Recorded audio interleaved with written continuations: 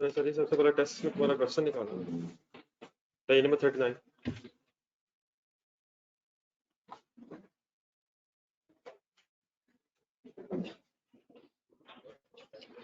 बड़ा online course करवा रहे हो?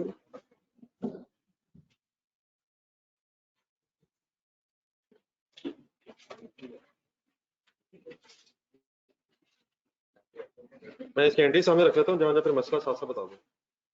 इतना तो देखिए नहीं सर, सर पढ़ लिए सर, बताएं कहाँ कहाँ इश्यूज है ए में, अब साथ साथ बता दीजिएगा यार। अगर हैं तो हैं, ठीक है, नहीं है तो बता दो।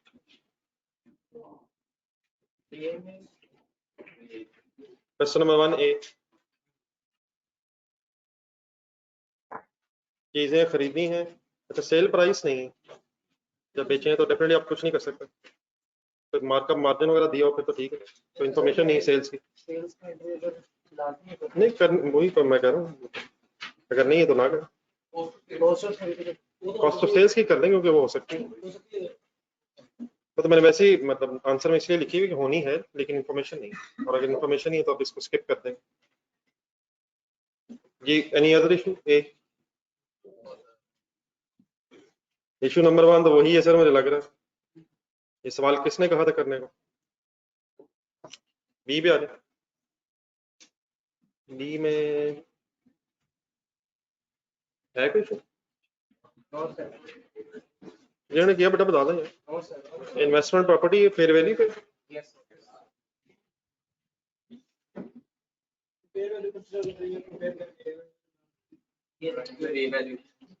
एंड पे फिर उसकी फेयर वैल्यू गेन आता है। कैटल फीड पे आ जाए जी, नहीं सरप्लस नहीं, वो तो आई 16 है, इसे गेन लॉस से लिखा है क्योंकि इसने प्रॉफिट लॉस को जाना है। आई 40 नहीं, एक मिनट एक, इसको सी में हो गया।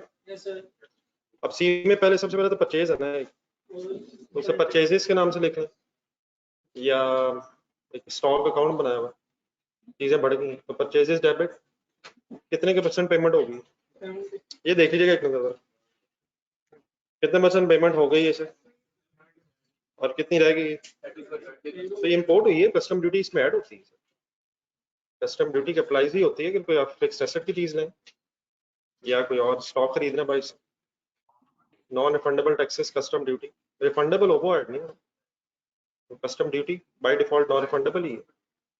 हाँ इसे कंबाइन एंट्री की जा सकती थी लेकिन यहाँ अलग अलग लिखी हुई, उसमें क्या इशू होना सर, मैंने खुद हैक हो सकती, लेकिन वो जरा ज्यादा शायद मिक्स हो जाना था, ठीक है। तो इसके बाद 31 दिसंबर पे आया, ये 31 दिसंबर पे आके फिर ये कैटल फीड कुछ इस्तेमाल हो गई, तो फिर जितनी इस्तेमाल हो गई अभी एक्सपेंस है, तो consume means cattle feed expense कह लें, और फिर वो जो गुड्स है वो कम हो गई, तो रिमेनिंग जो चीजें हैं वो स्टॉक में, तो जो रिमेनिंग चीजें स्टॉक में उन्होंने फिर बैलेंस शीट डेट अब रीमेजर नहीं होना, लेकिन जो पैसे पेएबल रह गए उनकी वो ट्रांसलेशन होगी, ठीक है। तो कैटल फीड यहाँ कंज्यूम मींस एक्सपेंस है, कैटल फीड इस्तेमाल हो गई सर, वो प्रॉफिट लॉस में जाएगी, और जो बच गई है एक्सट्रैक्ट भी बनाना था मेरा, जो बच गई वो फिर कहाँ है, और करंट एसेट्स स्टॉक, ठीक है। चलो आगे,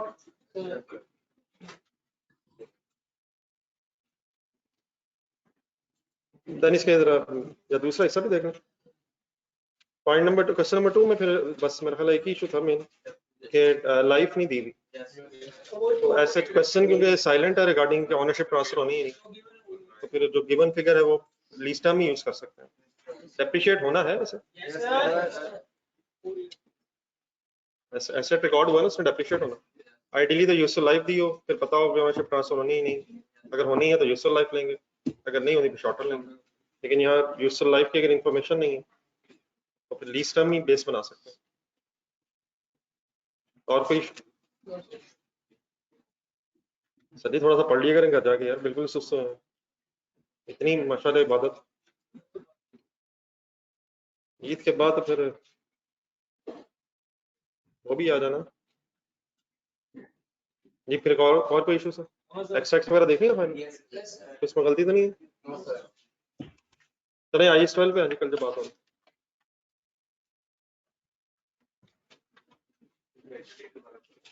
ग्रेजुएटी सभी एम्प्लॉइज को at the end of the employment पैसे दिए जाते हैं। तो लेकिन अकाउंटिंग पॉइंट ऑफ व्यू से आप जैसे जैसे एम्प्लॉय सर्विसेज कर रहा होगा उसका एक्सपेंस रिकॉर्ड करेंगे अक्रूवल बेसिस पे, लेकिन टैक्स वाले अक्रूवल बेसिस पे इस एक्सपेंस को अलाउ नहीं करते, उसे पेमेंट बेसिस पे अलाउ करेंगे। तो इट मीन जितने सालों में हमने अक्रूवल बेसिस पे एक्सपेंस रिकॉर्ड किया होगा तो वो एड बैक होता जा रहा होगा, और एक ही दफा जो लमसम पेमेंट करेंगे कभी जाकर वो लेस करेंगे। लेकिन डेफिनेटली मैंने ये बताया था कि अगर for example during the year कुछ एम्प्लॉइज की सर्विसेज की वजह से अपने एक्सपेंस रिकॉर्ड किए और कुछ पुराने एम्प्लॉइज रिटायर हो गए, तो ये हो सकता है कि आप कुछ ऐड भी कर रहे हो और लेस भी कर रहे हो, तो हमने अकाउंटिंग एक्सपेंस ऐड करना और पेमेंट लेस करनी। ठीक है सर, और कोई कंफ्यूजन सर?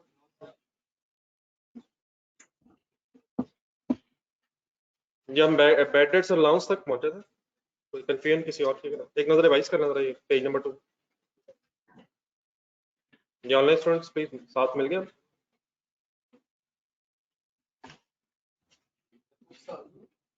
बुक्स आज लेके जाइएगा वापस, आपको मैसेज आ गया ना? तो आ गया, मेरी तरफ से आ गया नहीं, मुझे अभी कहा था मुझे मैसेज कर दिया। अब बुक लेके जाइए। कॉस्ट की मेरे ख्याल 2-3 दिन शायद लगेंगे, वो तो भी है काम चल जाएगा इस पे।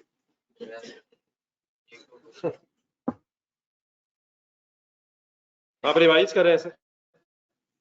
कहाँ तक पॉइंट्स हुए थे? 10 तक? बस 10 जरा एक नजर देखें। हाँ जी, बोरिंग कॉस्ट सब हो गए।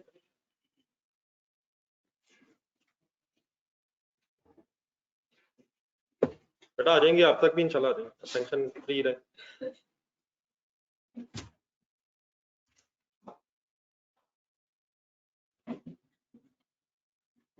जी ये बैड डेट्स फाइनल हो गए हैं सर हमारे। इसके मैंने एंड में 2 एंट्रीज लिखी थी। कोई कंफ्यूजन पेज नंबर 3 जरा देखो। बेटा आ जाओ यार, प्लीज आ जाओ यार, आपने टेस्ट भी देना था मेरे मंडे को।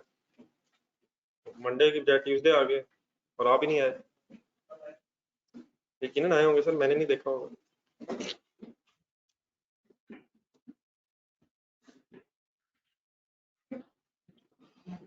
टैक्स पॉइंट ऑफ व्यू से अलाउंस बनाने का कोई कॉन्सेप्ट है सर?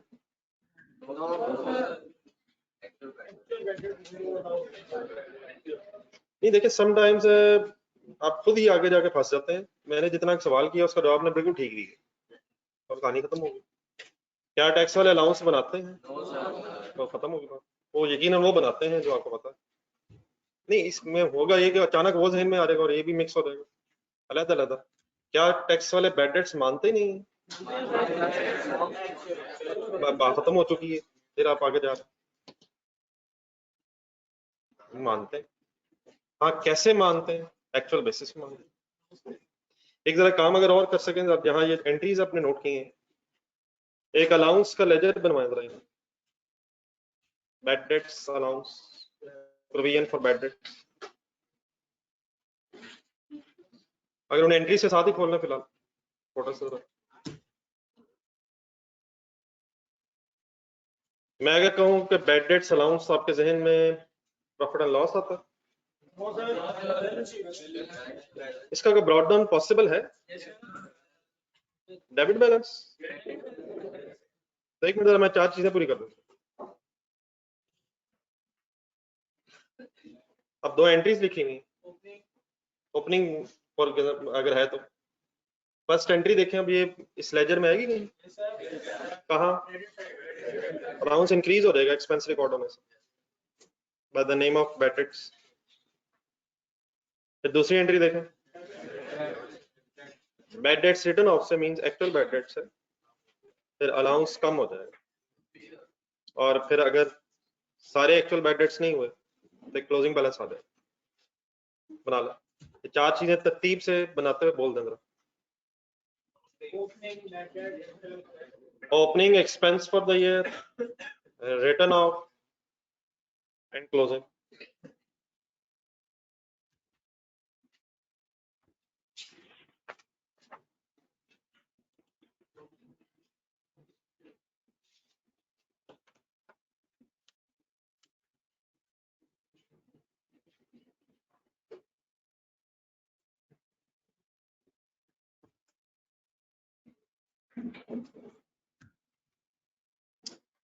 ठीक है सर, वापस आने पॉइंट नंबर 11 खत्म करना।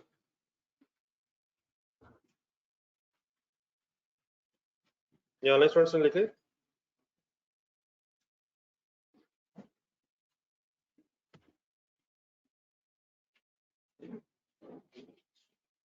इसका टेम्परेचर थोड़ा सा ऊंचा आगे करना, ऊंचा मीन्स बढ़ाना। ये सर, ये नंबर 11 क्या लिखा हुआ sir?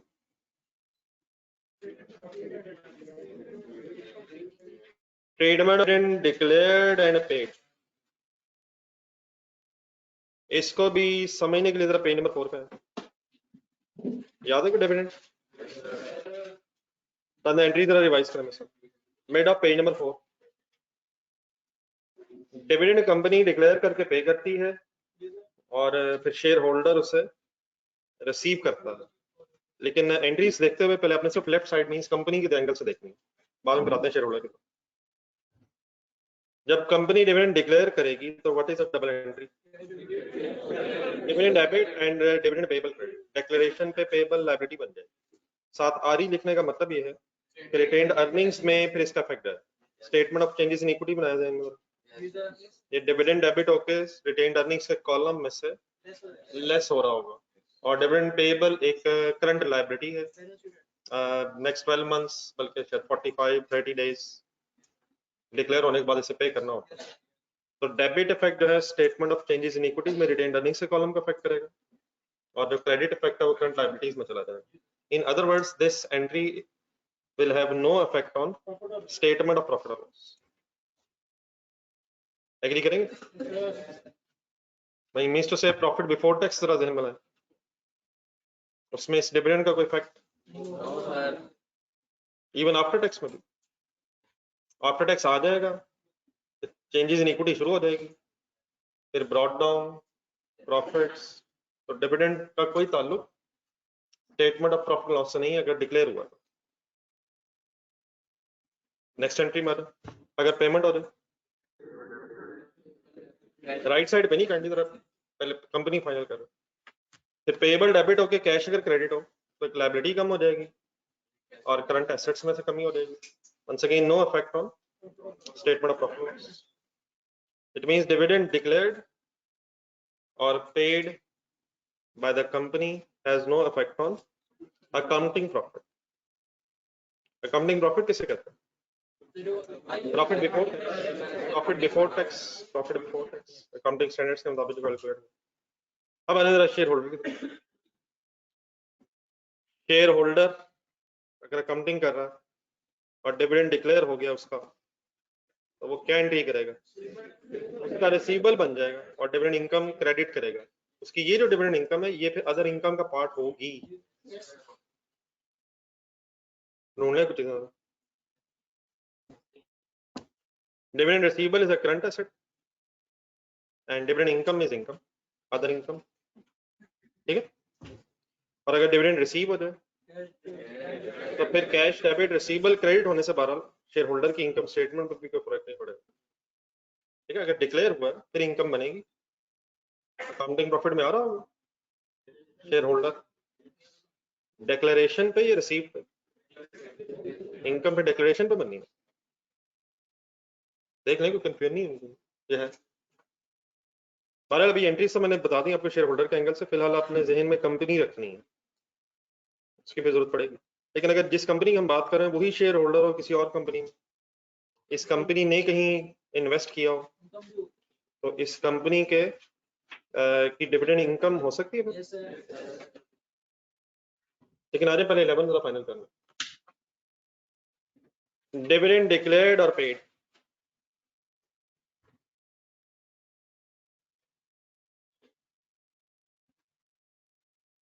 is not an accounting expense, सही है। और सिमिलरली टैक्स वाले भी इसे एक्सपेंस नहीं मानते, it means it is neither an accounting nor a tax expense, it is a distribution of profits to share holders. ना अकाउंटिंग में एक्सपेंस है ना टैक्स में अलाउड है, सेक्शन 21। अगर किसी के जहन में आ जाए तो जान दी यार, तो होता ही लोन है। डिविडेंड ऑर्डिनरी शेयर सर, आज सर चलता सही, मैंने कब कहा वो होता है, रिडीमेबल होता है वैसे क्या, तो वो तो प्रेफरेंस शेयर्स है। डिविडेंड का जब वर्ड आता है तो आपके जहन में ऑर्डिनरी शेयर्स आने चाहिए, बाकी इंशाल्लाह बात है अपनी जगह। वो इंटरेस्ट है, एक्सपेंस है, फाइनेंशियल चार्जेस है, आपका भी फाइनेंशियल एक्सपेंस है, मेरा ख्याल है टैक्स वाले भी अलाउ करते हैं। बात है अच्छे से। ये किस डिविडेंड की बात हुई है, जो ऑर्डिनरी शेयर होल्डर्स का। तो इट मींस अगर अकाउंटिंग प्रॉफिट आप जहन में लाए तो उसमें ये डिविडेंड लेस हुआ होगा, हुआ होगा सर, करना है आपने, ना हुआ होगा ना टैक्स वालों ने करना है। इट मींस हमें ना ऐड ना लेस कुछ करने की जरूरत नहीं। देन इसके चलो आगे, आइए 16 जरा जहन में लाना करनी थोड़ा, 12 और 13 रिवैल्यूएशन सरप्लस अगर आ जाए तो चंद एक एंट्रीज बोल लेना, एसेट डेबिट सरप्लस क्रेडिट, इस एंट्री के इफेक्ट सोच लें जरा, सरप्लस आगे प्रॉफिट में। आइए 16, आइए 16 retained statement of change equity, equity तो asset debit surplus credit has no effect on accounting profit. अगर लॉस आ जाए first time, revaluation loss debit asset credit, ये लॉस इफेक्ट करता है। लेकिन अगर सरप्लस पड़ा है, लॉस आ जाए, फिर भी ये फिर लॉस प्रॉफिट लॉस में नहीं जाएगा। फिर सरप्लस अगर हो तो रिटेन्ड अर्निंग्स में ट्रांसफर होता है, क्या एंट्री होती, surplus debit retained earnings credit, surplus debit retained earnings credit का प्रॉफिट पे इफेक्ट इनकम स्टेटमेंट में नहीं, ये भी चेंजेस इन इक्विटी में किस कॉलम से फिगर किस कॉलम में जाएगी, सरप्लस से लेस होके रिटेन्ड अर्निंग्स में जाएगी, ठीक है। लेकिन टैक्स पॉइंट ऑफ व्यू से किसी रिवैल्यूएशन का कोई कॉन्सेप्ट नहीं, टैक्स वाले रिवैल्यूएशन मानते ही नहीं। इट मींस ना टैक्स पॉइंट ऑफ व्यू से कोई लॉस का चांस है, रिवैल्यूएशन लॉस, ना रिवैल्यूएशन सरप्लस, ना ट्रांसफर। ये सारी बहस आईएएस 16 में अकाउंटिंग स्टैंडर्ड्स में, तो क्या हमें एडजस्टमेंट करनी पड़ेगी? सोच लेते हैं ना, सोच लेते हैं सर, एक मिनट सोच के तो देखते हैं सर, सोच के देखें सही। अगर रिवैल्यूएशन सरप्लस है तो फिर तो शायद ठीक है, हमने प्रॉफिट में लिया नहीं, उन्होंने भी लेना नहीं। लेकिन अगर रिवैल्यूएशन लॉस हो, फर्स्ट टाइम अगर आया तो हमने उसे लेस किया होगा, वो फिर ऐड बैक हो जाएगा, वो अलाउ नहीं करेंगे, उसे कंसिडर नहीं करेंगे। और सरप्लस अगर ट्रांसफर टू रिटेन्ड अर्निंग्स है, वो डेफिनेटली प्रॉफिट का इफेक्ट नहीं कर रहा होगा, ना टैक्स वाला ने उसका कुछ करा, ठीक है। तो 11, 12 सॉरी 12 और 13 एज पर आईएएस 16 हम ट्रीटमेंट करते हैं, लेकिन no concept in income tax ordinance, ठीक है। लेकिन सिमिलरली एक अकाउंटिंग में इंपेयरमेंट लॉस का भी कॉन्सेप्ट है, जो शायद अभी आईएएस 21 में भी देख रहे थे, if the carrying amount exceeds recoverable amount, तो इंपेयरमेंट लॉस आ जाता है, प्रॉफिट इफेक्ट होता है इससे, तो इंपेयरमेंट लॉस हमारे प्रॉफिट को इफेक्ट कर रहा होगा, तो लेकिन टैक्स में इंपेयरमेंट लॉस का भी कोई कॉन्सेप्ट नहीं, तो लॉस अगर है फिर हमें करके कैंसिल करना पड़ेगा। देख लें 12, 13, 14 कोई इशू।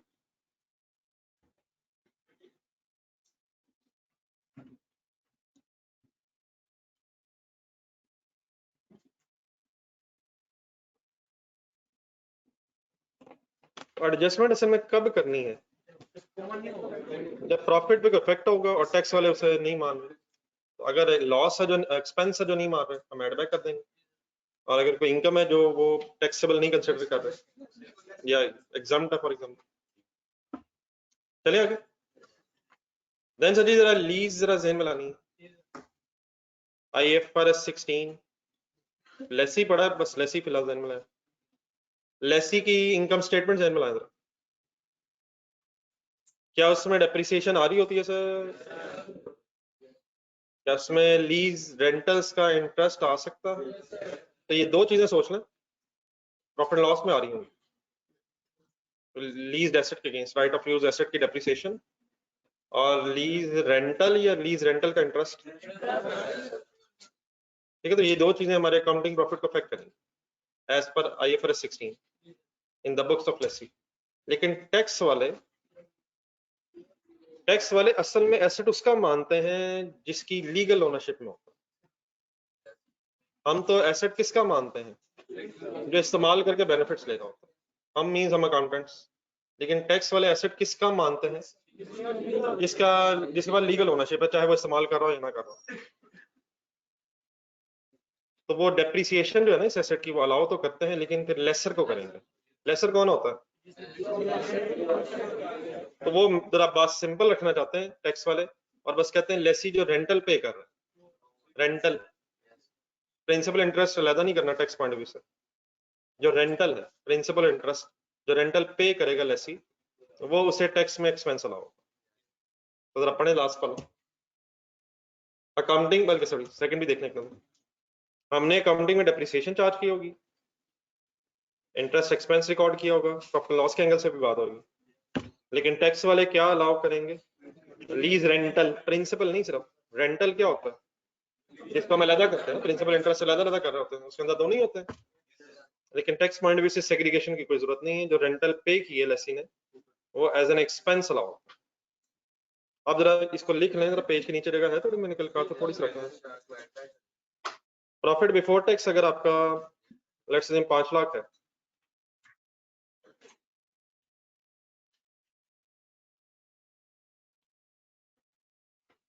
तो हमें टैक्स वाले डेप्रिसिएशन और इंटरेस्ट अलाउ नहीं करेंगे, और उसकी जगह रेंटल्स अलाउ करेंगे। तो फॉर एग्जांपल 10,000 डेप्रिसिएशन है, 5,000 इंटरेस्ट एक्सपेंस आपने रिकॉर्ड किया हुआ है, और 15,000 रेंटल की अमाउंट है। तो एडजस्टमेंट करेंगे फिर, डेप्रिसिएशन और इंटरेस्ट एक्सपेंस अलाउ नहीं होगा, हमने पहले लेस किया होगा, एड बैक हो जाएगा, और उसकी जगह लीज रेंटल्स जो पे किए होंगे वो ढूंढ के फिर हम लेस कर दिया जाएगा। और इस वर्किंग से फिर आपके पास ये, सॉरी मैंने PBT means profit before tax लिखा, हमारे पास टैक्सेबल प्रॉफिट से चला जाए।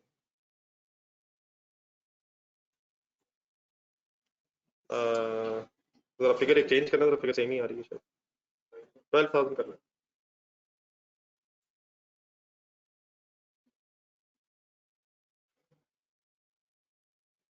बता दें आंसर क्या होता है, 5 + 10 15, 503।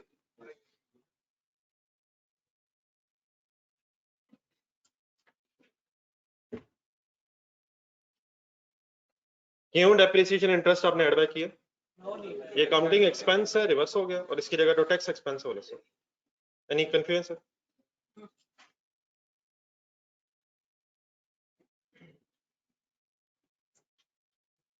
चलें आगे, चलें सर। नहीं सर जी, रजिस्टर खोलें, आप थोड़ी सी वर्किंग करते हैं।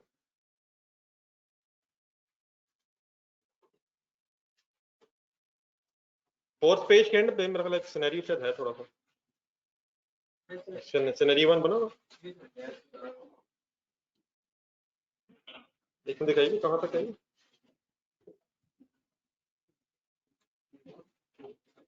पेज नंबर 4 के एंड पे जरा आ जाए, एक का लाइन मिसिंग है, जरा वो साथ ऐड कर लीजिएगा जरा। सिनेरियो 1 से, accounting profit means profit before tax for each of the first 4 years of business। एक आसान सा डाटा है, जरा कुछ कॉन्सेप्ट्स और क्लियर करना जरा। व्हाट इज 1 लाख, पहले साल का, दूसरे का, तीसरे का, चौथे का, चारों का 1 लाख, चारों का 1 लाख, मींस ईयर 1, ईयर 2, 3, 4, हर साल का 1 लाख प्रॉफिट है। सपोज एक मशीनरी आपने खरीदी ईयर 1 के फर्स्ट ईयर के start for ₹1 lakh, useful life 4 years है, टैक्स डेप्रिसिएशन आपको 4 सालों की गिवन है। एक छोटी सी चीज आपने हमेशा ध्यान में रखनी है कि अगर कभी भी क्वेश्चन में कोई टैक्स ट्रीटमेंट गिवन हो, तो आपने उस टैक्स ट्रीटमेंट को काट के ये नहीं कहना कि नहीं ये इनकम टैक्स ऑर्डिनेंस में तो नॉर्मल डेप्रिसिएशन का रेट भी है और एडिशनल अलाउंस भी होता है, मैं वो वाला रेट सोच के करूंगा। अगर टैक्स ट्रीटमेंट गिवन है तो आप एज इट इज क्वेश्चन को फॉलो करेंगे। हाँ, अगर टैक्स ट्रीटमेंट गिवन नहीं है, फिर आप पेज नंबर 2 जो हमने पढ़ा थोड़ा सा, उसको जहन में लाके टैक्स ट्रीटमेंट ढूंढेंगे। ये मेरी बात याद रहेगी काइंडली, एक नोट लिखे जरा बिल्कुल पेज के एंड पे, बल्कि पहले एक रिक्वायरमेंट लिखें इसकी तरह, एक रिक्वायरमेंट मिसिंग है। Calculate current tax, deferred tax, page के एंड पे जगह वहीं लिखूंगा। Calculate current tax, deferred tax,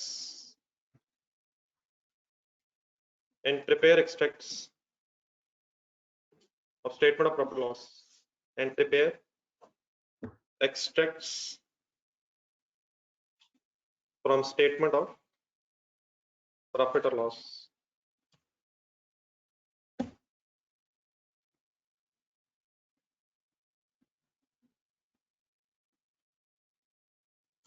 अध्ययन करने का अपने हाथ से नोट लिखें। If tax treatment is given in question, इसी के नीचे जगह बना दीजिएगा थोड़ी। If tax treatment is given in question,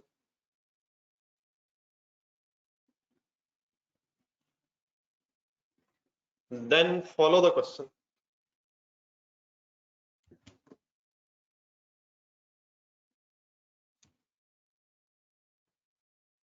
मतलब फर्ज करें वो कि ग्रेजुटी जो है वो टैक्स पॉइंट ऑफ व्यू से अक्रूवल बेसिस पे अलाउड है, तो अब हम काट देंगे? नहीं, ये हमारे लॉ में तो ये नहीं, मतलब जो लिखा हुआ है अगर फॉर एग्जांपल तो हम एज इट इज लेंगे, और अगर वो ग्रेजुटी फॉर एग्जांपल उसका ट्रीटमेंट ना बताए टैक्स पॉइंट ऑफ व्यू से, फिर हमारे जहन में क्या आना चाहिए कि ये कैश बेसिस पे लो। अगर टैक्स ट्रीटमेंट गिवन है तो फिर आप as it is question solve करें। If however, full stop, if however tax treatment is not given,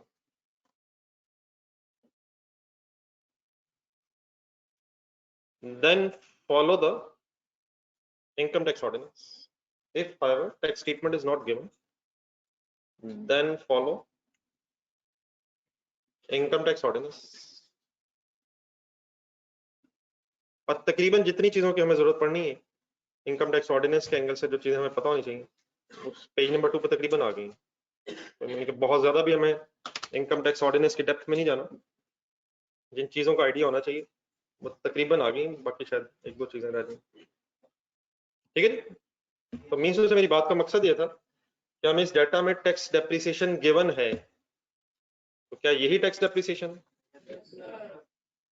tax rate suppose है 30%, और मैंने आपसे कहा था ये हम कंपनीज के एंगल से करेंगे, इसलिए वो स्लैब रेट्स का कॉन्सेप्ट नहीं आना है। और रजिस्टर खोले हमने करना क्या, एक छोटी सी बात को बहुत सीरियस लेना है, यहाँ से सारी शायद बातें खत्म हो जाए।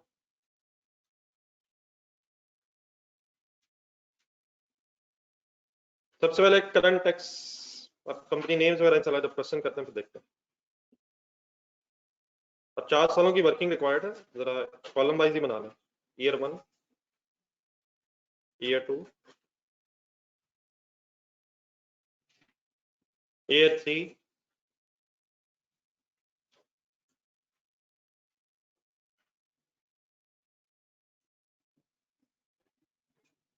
ईयर 4।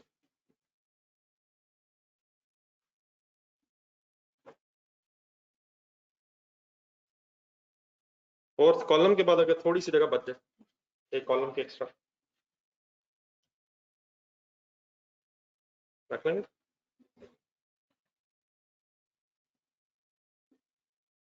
जी लें जी स्टार्ट। करंट टैक्स की वर्किंग करने लगा हूं, हमेशा कहां से स्टार्ट करेंगे? अगर प्रॉफिट बिफोर टैक्स गिवन ही ना हो तो फिर इनकम स्टेटमेंट सॉर्ट ऑफ बना के प्रॉफिट बिफोर टैक्स तक पहुंचेंगे, और अगर गिवन है तो वहीं से शुरू कर लें। बताएं जी प्रॉफिट बिफोर टैक्स क्या है? 1 लाख ईच ईयर लिखे।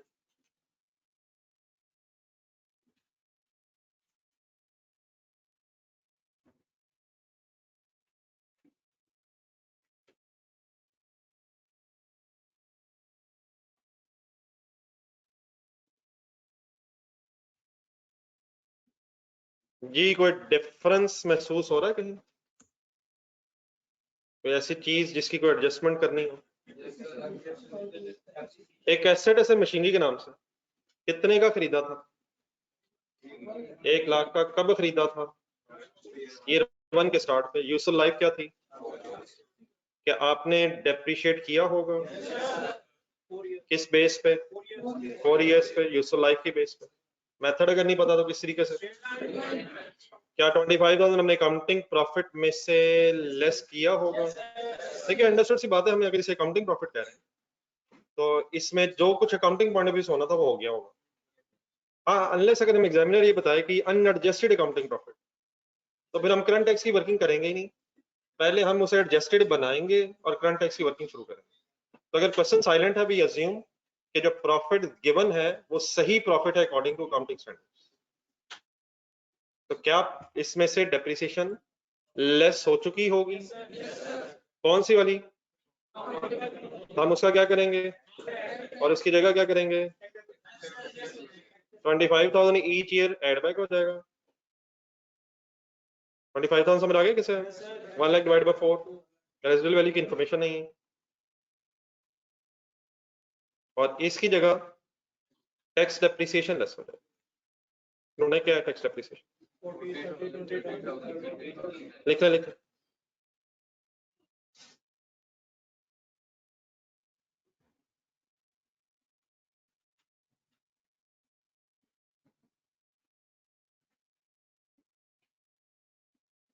फोर्टी 30 20 10, ये ठीक है। Counting depreciation add tax depreciation less करके आपके पास क्या कैलकुलेट हो जाएगा? टैक्सेबल प्रॉफिट्स आ जाएंगे।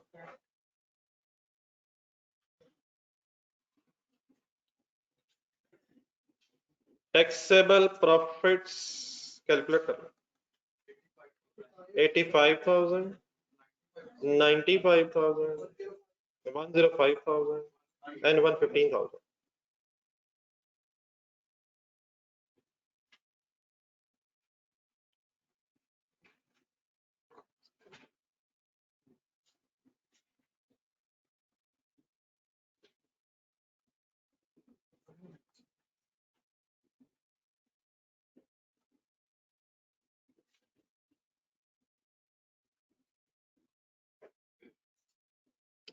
ठीक है सर। अब टैक्सेबल प्रॉफिट्स अगर आ गए तो multiplied by tax rate, current tax निकालो।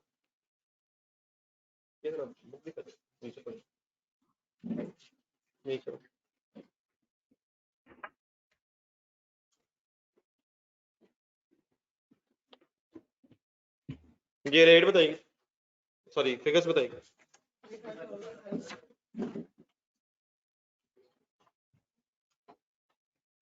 $85,000 मल्टीप्लाई बाय 30%,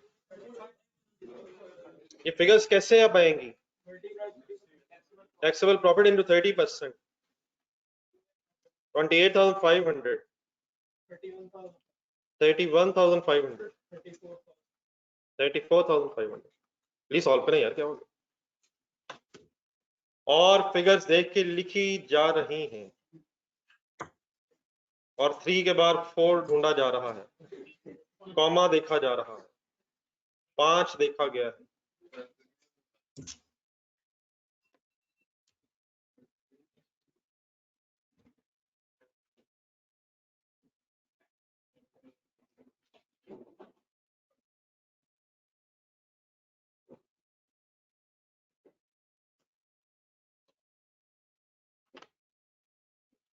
कंप्लीट करने का कट्ठा देना, कोई कंफ्यूजन?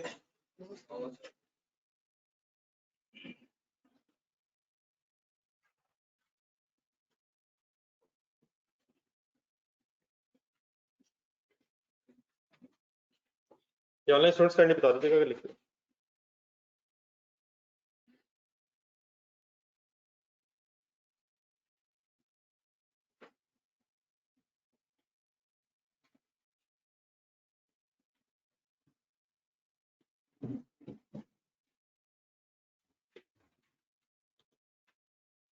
देन सर ये बता, ईयर 1 पे एक मिनट है,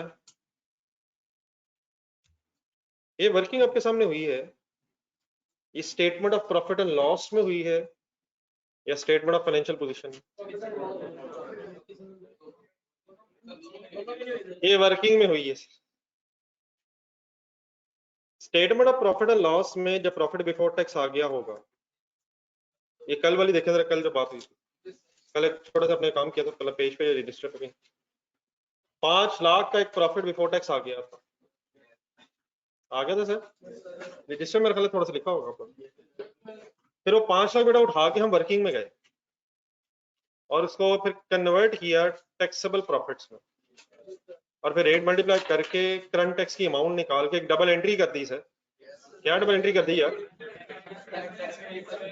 तो ये एक वर्किंग थी, उसका मकसद था कि करंट टैक्स की अमाउंट पता चले। फिर आपने उसका एक्सपेंस रिकॉर्ड किया वापस आके अपनी इनकम स्टेटमेंट, और सेकंड इफेक्ट फिर लायबिलिटीज में जाना। तो this working is neither in statement of profit and loss nor in statement of financial position. It is part of your workings. What is the only objective of this working? To calculate the amount of current tax. तो 25,500 रुपए पहले साल आ गए, current tax expense debit and payable credit. यहाँ आपने इस तरह करना है, इमीडिएटली आफ्टर दिस एक statement of profit and loss extracts बनाने में सर, अगर 2 लाइनें नीचे रख लें इसके, इस वर्किंग से पहले 2 लाइनें कर ली रख के आ गई। तो स्टेटमेंट ऑफ प्रॉफिट और लॉस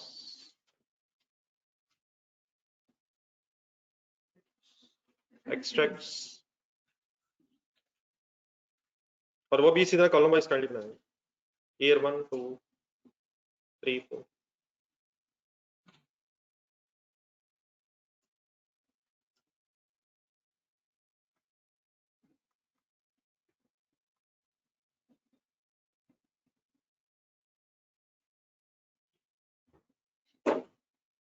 डेफिनेटली अब ये सेल्स, कॉस्ट ऑफ सेल्स ऐसी हो ना, ग्रॉस प्रॉफिट नहीं, डेफिनेटली ऐसी, मतलब अगर इंफॉर्मेशन है तो पूरा बनाएंगे, लेकिन according to the given data profit before tax से स्टार्ट करो।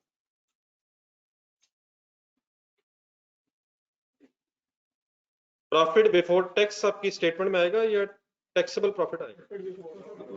तो असल में ये 1 लाख आया होगा हर साल, और इस 1 लाख को आप वर्किंग्स में ले जा चुके होंगे, और इस वर्किंग को की बेस पे करंट टैक्स जब आ गया होगा तो फिगर वापस सॉल्व कर रहे होंगे आप। तो प्रॉफिट बिफोर टैक्स के बाद अब इधर हेडिंग क्या आनी? Tax payable. तो टैक्स में अभी कौन सा टैक्स पढ़ा हमने?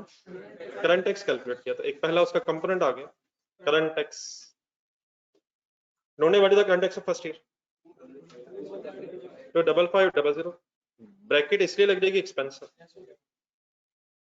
28,500 एक्सपेंस जी, 31,500 एक्सपेंस and 34,500 सही है फिगर्स? Yes sir. 28,500 जी, नहीं अभी आगे नहीं, बस करंट टैक्स कैलकुलेट हो गया। अब नेक्स्ट वर्ड्स लिखें डेफर्ड टैक्स।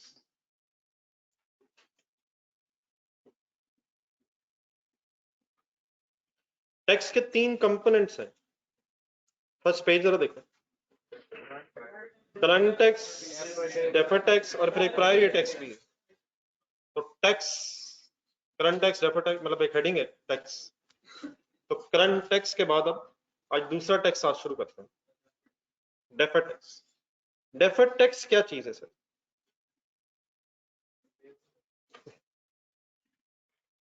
करंट टैक्स की वर्किंग आपने देखनी है, बस छोड़ दें, एक्सट्रैक्ट खत्म हो गए फिलहाल जितना बनाना था, वापस ऊपर करंट टैक्स की वर्किंग में चलेगा। और प्लीज सिर्फ सोचने का काम है, ईयर 1 गौर से देखें, कहां देख रहे हैं आप इस वक्त? करंट टैक्स की वर्किंग में ईयर 1 देख रहे हैं, और मेरे कुछ क्वेश्चंस आपकी तरफ आना शुरू होने लगे। What is accounting profit? इन सवालों के जवाब देना ऑप्शनल है, मोहल्ले में से अगर चंद लोग जवाब दे दें तो काफी होगा, और चंद अगर ना भी हो तो जवाब ही काफी है। ना करो यार, खुदा का नाम, अपना अपना है सर, क्या पेपर अपना अपना आएगा? नहीं, सबका एक ही होगा। प्लीज पार्टिसिपेट सर, इसी बहाने जरा शायद उड़ जाए थोड़ी सी नींद। What is accounting profit sir? Taxable profit. Year 1 पे फोकस है, किसी सेकंड थर्ड ईयर की बात नहीं हो रही, just year 1। What is taxable profit? हमने अकाउंटिंग में कमाया लाख है और टैक्स दे रहे हैं हम 85,000 पे, ऐसे ही सर? कमाया कितना है, टैक्स कितने पे दे रहे हैं, उसी से रेट लगाया ना हमने। सेकेंड ईयर में आ रहे हैं, what is accounting profit, taxable profit. Once again कमाया है लाख, टैक्स दे रहे हैं, हम दे रहे हैं। पहले और दूसरे साल कंपैरेटिवली कम अमाउंट्स पे टैक्स दे रहे हैं, कमाया ज्यादा है, कम अमाउंट पे टैक्स दे रहे हैं। पहले साल 15,000 कम प्रॉफिट्स पे टैक्स दिए, दूसरे साल 5,000 और कम पे, यहाँ तक टोटल कितना हो गया, 20,000 कम प्रॉफिट्स पे टैक्स दिए। Third year, what is accounting profit, what is taxable profit, कितने कम प्रॉफिट्स पे टैक्स दिए। Fourth year, accounting profit 1 lakh, 15,000 taxable profit. Third and fourth year में मिला के क्या पूरा टैक्स दे दिया? ये हो क्या रहा? ये हो सर जी ये रहा है कि डिफरेंट अकाउंटिंग होती है ईयर वाइज, मतलब प्रॉफिट एंड लॉस स्टेटमेंट खास तौर पर है तो first year, second year, third year wise हो रहा है। लेकिन just for sake of discussion, अगर ये चारों साल इकट्ठे किए जाए तो what is accounting profit as a whole, 4 lakh.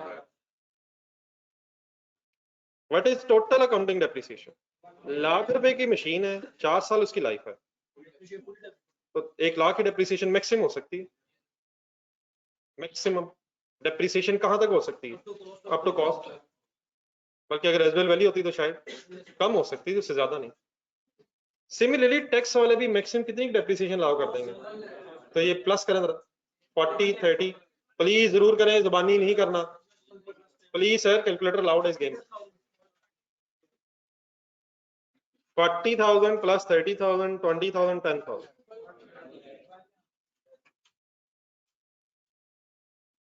So what is accounting depreciation total? What is tax depreciation total? अब जब मैं वर्किंग करूं उधर से तो आंसर 4 लाख जमा 1 लाख 5 लाख हो जाएगा। ये अल्लाह तेरा शुक्र है, 4 लाख ही होगा। ये जरा रो में ऐड करें जरा, टैक्सेबल प्रॉफिट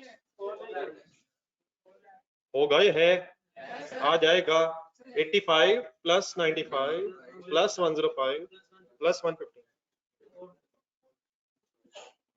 देखिए सर, ये अकाउंटिंग और टैक्स डेप्रिसिएशन अल्टीमेटली सेम ही होगी, जो भी एसेट की वैल्यू है, ठीक है पीरियड वाइज फर्क पड़ेगा, हमारा मेथड डिफरेंट होगा, उनका डिफरेंट होगा, रेट्स फर्क हो सकते हैं, लेकिन over a period of time maximum कितनी अमाउंट अलाउ हो सकती है, जितनी एसेट की कॉस्ट है हम भी उतनी चार्ज करेंगे, टैक्स वाले भी मैक्सिमम वही अलाउ करेंगे। तो क्या ईयर वाइज अमाउंट्स में डिफरेंस है? लेकिन क्या अल्टीमेटली वो डिफरेंस टेम्परेरी है? क्या ईयर 1 और 2 में जितने कम प्रॉफिट से आपने टैक्स दिए, ईयर 1 और 2 में जितने कम प्रॉफिट्स पे टैक्स दिए, क्या third year and fourth year में मिला के उतने ही ज्यादा प्रॉफिट्स पे टैक्स दे दिया? क्या फर्स्ट और सेकंड ईयर में जो डिफरेंस अराइज हुआ है वो ultimately third and fourth year में रिवर्स हो गया है? क्या डिफरेंस अराइज हुआ है पहले 200 साल में? अकाउंटिंग प्रॉफिट ज्यादा थे, दोनों में मिला के 20,000 ज्यादा थे, और थर्ड एंड फोर्थ ईयर में उतने से ही टैक्सेबल प्रॉफिट ज्यादा हो गए। तो एक डिफरेंस क्रिएट हुआ फर्स्ट एंड सेकंड ईयर में, लेकिन वो रिवर्स हो गया थर्ड एंड फोर्थ ईयर में मिला के। तो एक ऐसा डिफरेंस जो क्रिएट हो जाए लेकिन सब्सिक्वेंटली रिवर्स हो जाए, ऐसा डिफरेंस कहलाता है टेम्परेरी डिफरेंस। Temporary difference. दो दोस्तों ने सीए स्टार्ट किया,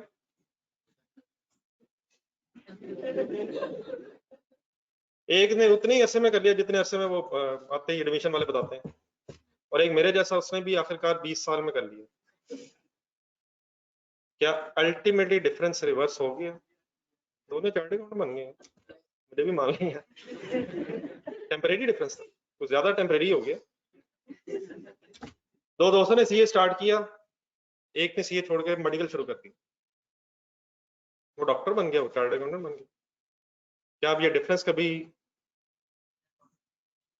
रिवर्स होगा सर? तो ये परमानेंट डिफरेंस है, दोनों अपनी अपनी जगह सेट है अल्हम्दुलिल्लाह। टेम्परेरी डिफरेंस क्या होता है? अराइज हो, रिवर्स होता है, खत्म होता है। लेकिन एक परमानेंट वर्ड बोला मैंने, परमानेंट डिफरेंस क्या होगा?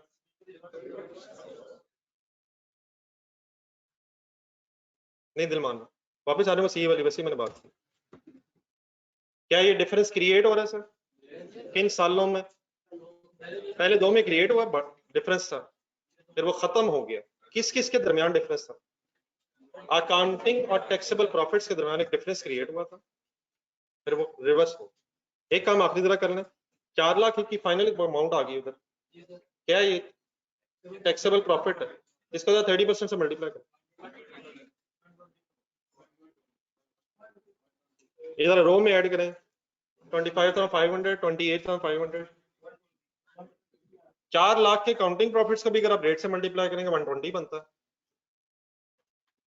टैक्सेबल प्रॉफिट से मल्टीप्लाई करेंगे 120 ही बनता है। प्रॉब्लम सिर्फ क्या है? ईयर वाइज फर्क है। और लेकिन डेफिनेटली ये मेरे टोटल कर रहा हूँ, ये टोटल कभी भी फाइनेंशियल स्टेटमेंट्स में नहीं होना, ये सिर्फ अपनी एक अंडरस्टैंडिंग के लिए है कि अल्टीमेटली जो डिफरेंस है वो रिजॉल्व हो रहा है। फाइनेंशियल स्टेटमेंट्स ईयर वाइज बनती हैं, देयरफॉर समटाइम्स अकाउंटिंग और टैक्स ट्रीटमेंट्स डिफरेंट होने की वजह से डिफरेंसेस क्रिएट हो जाते हैं। और फिलहाल जो डिफरेंस आज हमारे सामने है ये कौन सा है? टेम्परेरी डिफरेंस है, ये फिलहाल डिफरेंस है। यहां तक सब पहुंच गए? टेम्परेरी मसलन दोबारा ईयर 1 पे सिर्फ आएंगे, सिर्फ year 1। What is accounting profit? What is taxable profit? कितने कम प्रॉफिट्स पर टैक्स दे रहे हैं? लेकिन क्या जितने कम प्रॉफिट्स पर टैक्स दे रहे हैं उतने प्रॉफिट्स पे फ्यूचर में टैक्स दे देंगे? अब future doesn't means next year, doesn't mean second year, future means जितना भी फ्यूचर है। फॉर एग्जांपल अगर एक मशीनरी की यूजफुल लाइफ 20 इयर्स है तो वो डिफरेंस डेफिनेटली 20 इयर्स में रिजॉल्व होगा। तो मैं अगर कभी भी कहूँ कि फ्यूचर में कुछ हो जाएगा तो future doesn't means next year, जितना भी रिमेनिंग फ्यूचर रहेगा। ईयर 1 में कितने एक्स्ट्रा प्रॉफिट्स कमाए, कितने एक्स्ट्रा कमाए, दोबारा एक्स्ट्रा कमाए कम कमाए? हमारी अकाउंटिंग में कितने कमाए? हमने अकाउंटिंग में कितने कमाए? 1 लाख कमाया, लेकिन टैक्स कितने पे दे रहे हैं? कौन सा फिगर सही है? अकाउंटिंग पॉइंट ऑफ व्यू से वो सही है, हाँ टैक्स पॉइंट ऑफ व्यू से वो फिलहाल वो सही है। तो क्या हमारी गलत है? कितने कम प्रॉफिट्स पे टैक्स दे रहे हैं? क्या इन पे फ्यूचर में टैक्स दे देंगे? कैलकुलेटर है। कितने एक्स्ट्रा प्रॉफिट्स है? 15,000। कैसे कैलकुलेट किया मैंने?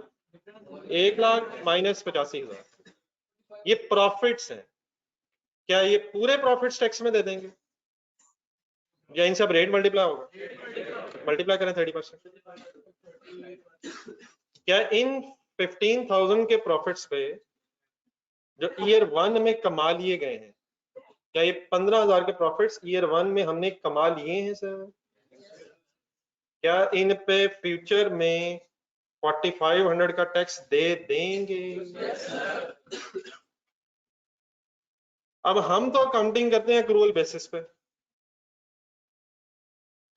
क्या ये प्रॉफिट ईयर 1 का? क्या ये प्रॉफिट ईयर 1 का है? कितना? 15,000। नहीं वो बाकी तो रिजॉल्व हुआ ना, मतलब 1 लाख में से 85 का तो इशू नहीं है। 1 लाख में से तो 85,000, 1 लाख में से 85,000 हमारा प्रॉफिट भी है, टैक्स वालों का भी है, उस पर तो वर्किंग हो गई। लेकिन ये जो एक्स्ट्रा हमने कमा लिया है ईयर 1 में, क्या इसका टैक्स देना फ्यूचर में है? लेकिन क्या इसे पे करेंगे तब एक्सपेंस रिकॉर्ड होना चाहिए, या जब प्रॉफिट कमा लिए हैं तब ही इसका एक्सपेंस भी रिकॉर्ड हो जाना चाहिए? क्या हम एक्सपेंस तब रिकॉर्ड करेंगे जब वो इंकर हो जाएगा या जब वो पे होगा? ये टैक्स डेफिनेटली पे कब करना है? फ्यूचर में, इस साल नहीं करना, इस साल पे नहीं होना। लेकिन अगर हमने 15,000 प्रॉफिट्स कमा लिए हैं तो इनसे रिलेटेड टैक्स भी हमारे अकाउंटिंग पॉइंट ऑफ व्यू से इसी साल रिकॉर्ड होने चाहिए। टैक्स पॉइंट ऑफ व्यू से कितना टैक्स इस साल बनता है? टैक्स पॉइंट ऑफ व्यू से 25,500 एक्सपेंस बनता है। लेकिन हमारी अकाउंटिंग ये कहती है कि अगर हमने प्रॉफिट्स कमा लिए हैं और उन पे टैक्स फ्यूचर में देना है, तो तब एक्सपेंस रिकॉर्ड नहीं होना चाहिए जब देना है। एक्सपेंस कब रिकॉर्ड होना चाहिए? अक्रूवल बेसिस पे जब प्रॉफिट्स कमा लिए। तो ये जो 4500 आपके कैलकुलेटर पे आ गया है, आ गया सर? ये अकाउंटिंग पॉइंट ऑफ व्यू से ईयर 1 का एक्सपेंस है या जब पे करेंगे उस साल का एक्सपेंस है? लेकिन क्या ये ईयर 1 का एक्सपेंस 4500 फ्यूचर ईयर्स में पोस्टपोन हुआ हुआ है? क्या इसकी पेमेंट पोस्टपोन हुई हुई है? तो जब पेमेंट पोस्टपोन हुई है, वहीं से इस टैक्स का नाम डेफर्ड टैक्स बना हुआ। डेफर्ड वर्ड क्या होता है? नहीं, deferred deferred defer defer defer जिस तरह हम पढ़ाई डेफर करते रहते हैं, उसका क्या मतलब होता है? मंडे से पढ़ेंगे, फिर अगले मंडे से मंडे मंडे मंडे वो मंडे नहीं यार, बड़ा कई साल हो गए। ये क्या होता है? डेफर डेफर करते हैं, नहीं कैरी फॉरवर्ड रहने दो। डेफर मीन होता है पोस्टपोन। ये जो फर्स्ट ईयर का टैक्स है, इसकी पेमेंट किन सालों में पोस्टपोन हुई? थर्ड एंड फोर्थ ईयर कह लेते हैं फिलहाल, फ्यूचर में पोस्टपोन हुई। तो according to the tax income tax ordinance इस साल का टैक्स बनता है 25,500। तो वो तो करंट टैक्स के नाम से रिकॉर्ड होगी। लेकिन हमारी अकाउंटिंग ये कहती है कि 15,000 के जो प्रॉफिट्स अकाउंटिंग में फर्दर अर्न हुए, उसका टैक्स भी इसी साल रिकॉर्ड होना चाहिए, चाहे वो पे फ्यूचर में। तो ऐसा टैक्स जिसकी पेमेंट फ्यूचर में डेफर हुई हो, उसको बोलते हैं डेफर्ड। ये जो मैं सबको बोल रहा हूँ मैं लिख देता हूँ सामने, सब कुछ लिख के कर देते हैं। लेकिन ऐसा टैक्स जो अकाउंटिंग पॉइंट ऑफ व्यू से हम ईयर 1 में रिकॉर्ड करना चाह रहे हैं, हालांकि उसकी पेमेंट डेफर है, उसे क्या बोल रहा हूँ? करंट टैक्स असल में किस पे होता है? फर्स्ट पेज देखें जरा, नोट से फर्स्ट पेज पे देखें। टैक्सेबल प्रॉफिट्स पे जब रेट आप लगाएंगे, वो तो आ गया करंट टैक्स। मैं अब किस प्रॉफिट की बात कर रहा हूँ? नहीं, मैं किस प्रॉफिट की बात कर रहा हूँ? वो जो अकाउंटिंग में कुछ एक्स्ट्रा कमा ली, उस पे भी टैक्स देना पड़ना है फ्यूचर में, लेकिन देना है फ्यूचर में देने से, लेकिन उसकी रिकॉर्डिंग कब करेंगे? उससे रिलेटेड ईयर 1 में होनी चाहिए। तो क्या है? डबल एंट्री होनी चाहिए। डबल एंट्री शुरू करें। Expense debit, payable credit.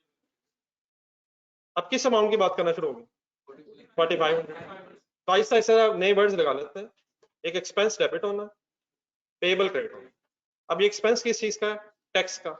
एक एक वर्ड का इजाफा करें, tax expense debit, tax payable credit. लेकिन अब ये करंट टैक्स है, तो इसका नाम क्या है?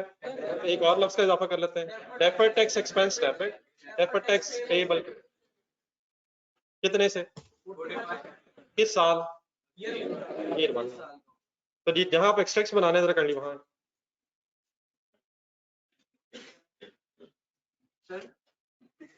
जी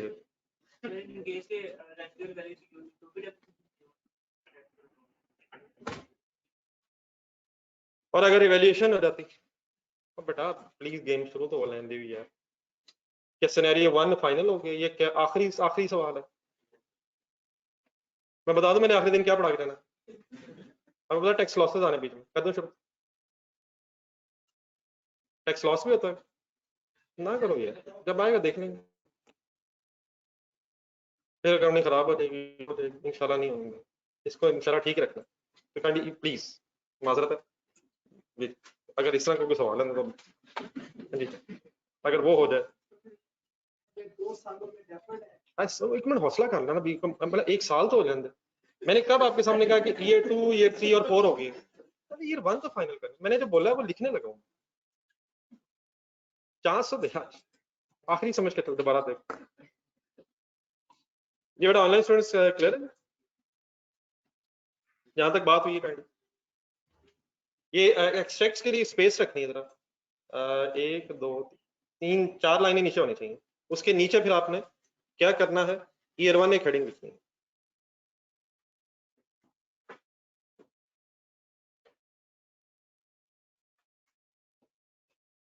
ईयर 1 में क्या?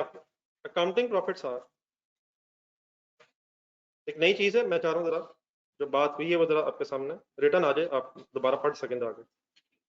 Accounting profits are 1। Agreed in? However, we are paying tax on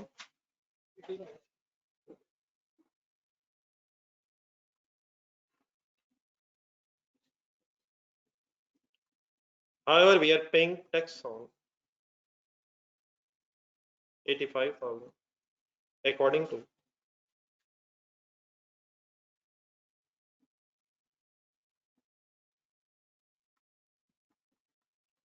income tax ordinance.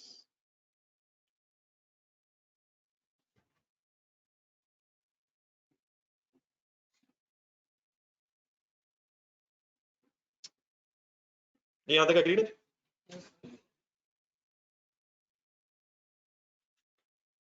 Tax on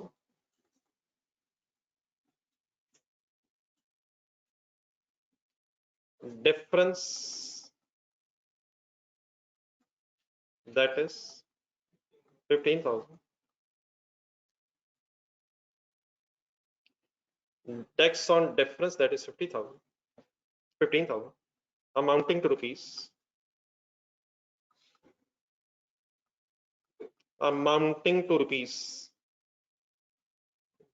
ये आपने बताना, मतलब 15,000 तो प्रॉफिट की अमाउंट है, तो टैक्स की अमाउंट 4500 अमाउंटिंग टू रुपीज 4500 कैसे बना? 15,000 into 30% into tax rate. Tax on difference, that is 15,000 amounting to 4500 will be paid in future.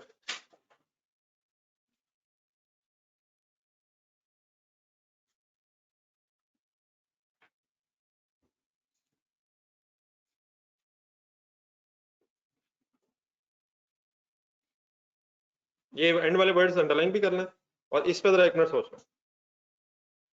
Will be paid in future, paid future में होना. हम कैसे इतनी श्योरिटी से कहते हैं, हमें क्या पता. हम देख लेते हैं दोबारा करंट टैक्स की वर्किंग दोबारा देखते हैं. ईयर 1 का टैक्स कितना है? 25,500. ईयर 2 का, फिर ईयर 3 का कितना हो गया?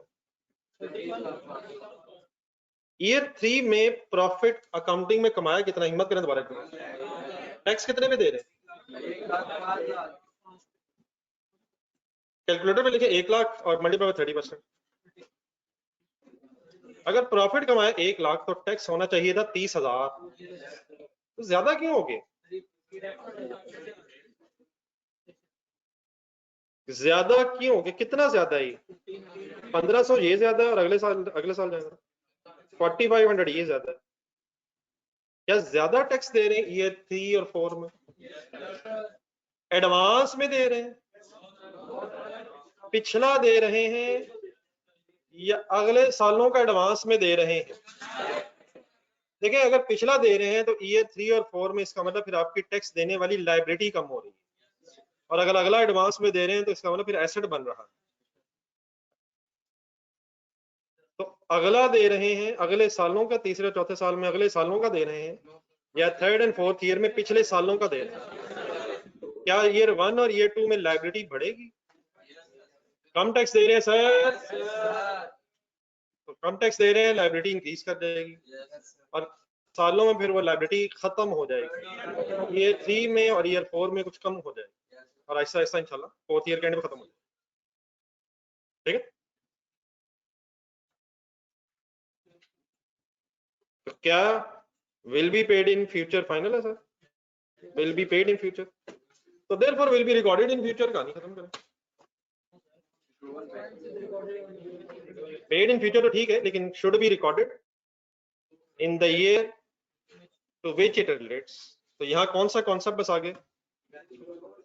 मैचिंग. ठीक है. एक्रूअल अकॉर्डिंग टू, अब पे तो इसे फ्यूचर में होना, लेकिन according to the accrual concept, according to accrual concept,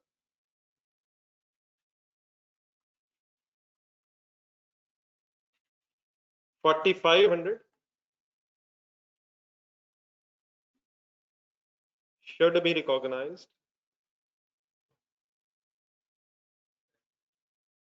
as an expense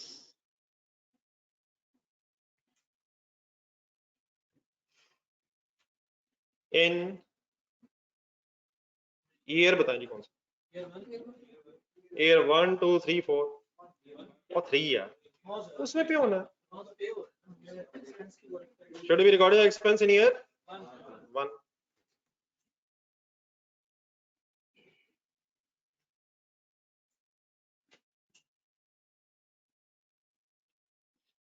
ठीक है जी, प्लेस क्लियर है यहाँ पे?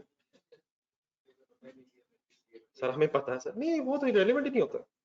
फर्ज करें आपने बैंक से लोन लिया, बैंक के लोन के एग्रीमेंट में लिखा नहीं हुआ कि आपने किस साल वापस करना है, लेकिन करना है, बताएं लायबिलिटी है, तो जब करेंगे तब खत्म हो जाएगी।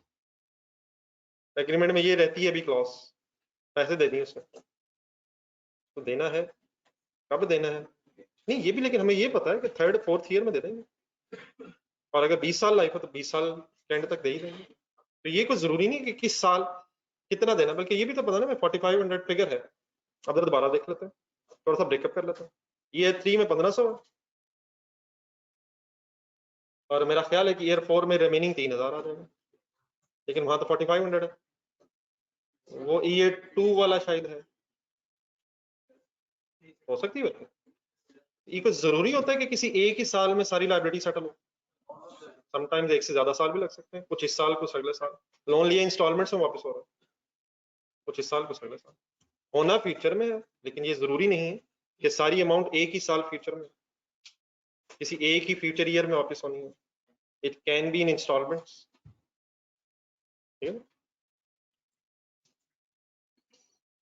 तब एक टैक्स बेटा वो था जो था टैक्सेबल प्रॉफिट्स की बेस पे, तो उस टैक्स का नाम तो क्या था, करंट टैक्स। ये भी टैक्सेबल प्रॉफिट्स की बेस पे, जरा ढूंढ के बताएं जरा, ये सारी फिगर देखिए, ये काउंटिंग प्रॉफिट्स के और टैक्सेबल प्रॉफिट्स के डिफरेंस की गेम है। तो इस टैक्स का फिर नाम, तो this 4500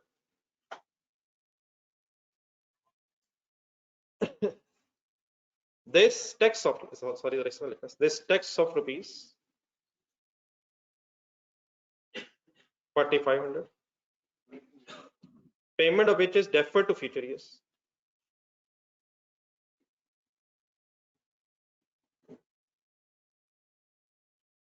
Payment of which is deferred to future years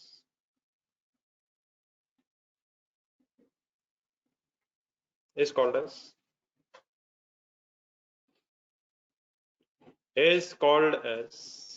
deferred tax.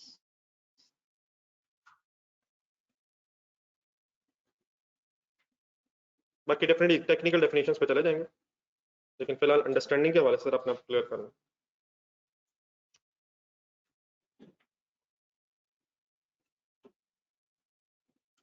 जी कोई डबल एंट्री सजेस्ट करेंगे सर? तब ईयर 1 में after all the discussion deferred tax expense deferred, अच्छा मुझे जरा वर्ड्स जरा लंबे से हैं तो इनकी जरा एक एब्रीविएशन बना लें, डेफर्ड टैक्स एक्सपेंस, बोला बुरा करेंगे, लिखते हुए काइंडली, अगर बहस करते हुए कभी टाइम सेव करना हो तो एब्रीविएशन बना लें। अकॉर्डिंग टू द स्टोरी कितने से 4500, और ऑपोजिट इफेक्ट क्या है जी, लेकिन बेटा उसके लिए जरा वर्ड इस तरह करने, डेफिनेटली एक लायबिलिटी है, पेएबल है, जो कॉमनली वर्ड यूज होते हैं वो होता है डेफर्ड टैक्स, पेएबल की जगह लायबिलिटी क्रेडिट।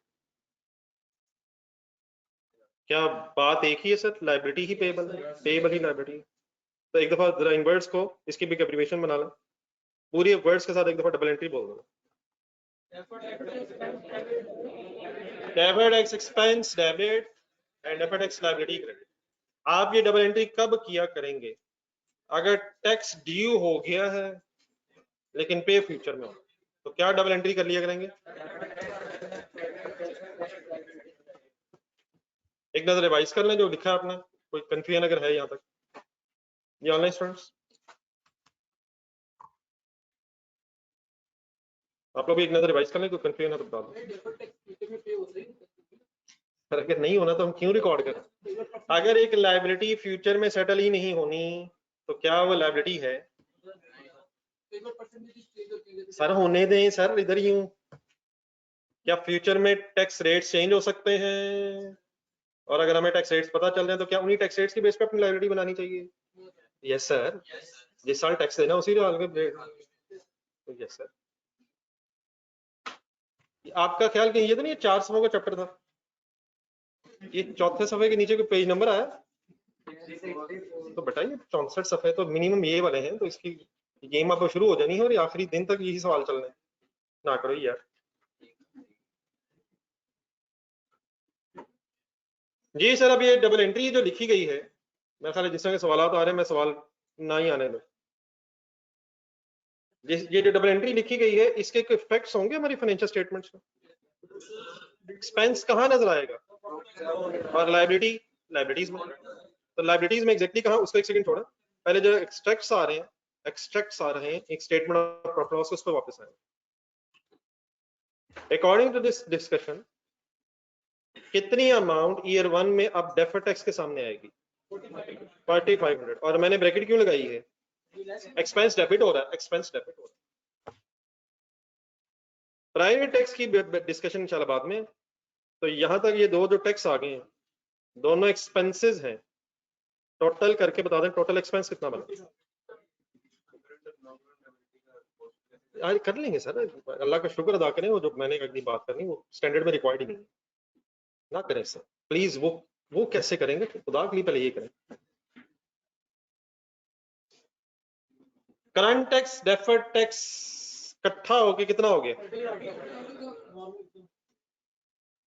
देखिए सर जी, सिचुएशन ये है कि प्रॉफिट आपने कमाया 1 लाख, ये सही है वर्ड्स मेरा? टैक्स रेट है 30%, तो टैक्स होना चाहिए 30,000, लेकिन एक ब्रेकअप क्यों हुआ है? टैक्स पॉइंट ऑफ व्यू से ड्यू हुआ है 28,500,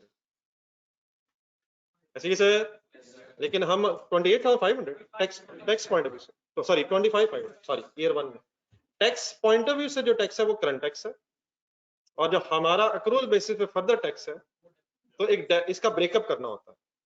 टोटल टैक्स क्या 1 लाख अगर प्रॉफिट्स हैं तो 30,000 ही होना चाहिए सर, लेकिन उसका ब्रेकअप आपने दिखाना है शेयर होल्डर्स को कि अकाउंटिंग पॉइंट ऑफ व्यू से तो 30 ठीक है टोटल बनता है, लेकिन उसका ब्रेकअप क्या है? 25,500 टैक्स पॉइंट ऑफ व्यू से ड्यू है, और बाकी जो है वो भी देना है लेकिन फ्यूचर में देना, तो वो किस नाम से दिखाना है आपने? फाइनल जरा प्रॉफिट आफ्टर टैक्स का।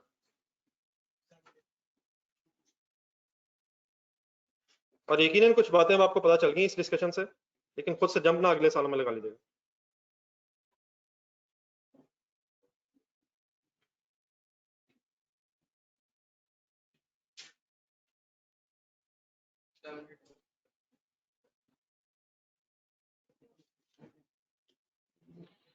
ये प्रॉफिट आफ्टर टैक्स से क्या बनाया मैंने आपके सामने, इस वक्त बना क्या रहे हैं आप लोग?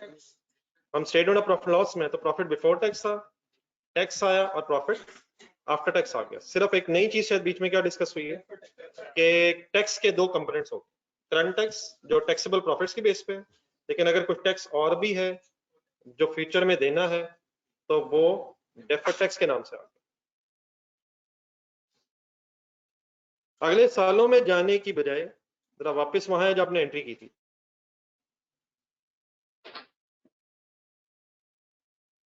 यहां पे एक डेफर्ड टैक्स लायबिलिटी का लेजर बनाना शुरू करें। DTL stands for deferred tax liability. ये ऑनलाइन स्टूडेंट्स बड़ा साथ है।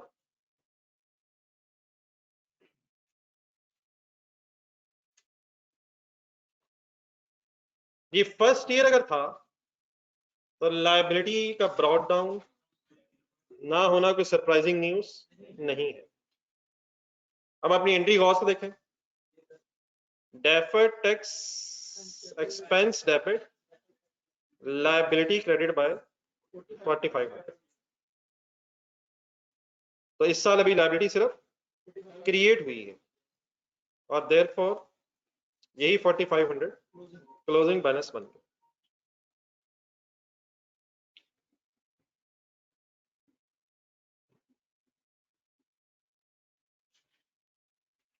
ये एनी कंफ्यूज प्लीज? क्या ये 4500 नेक्स्ट ईयर ब्रॉड डाउन बनेगा? अब ये लायबिलिटी अकाउंट बना रहे हैं। अब आ जाए जरा ईयर 2 पे,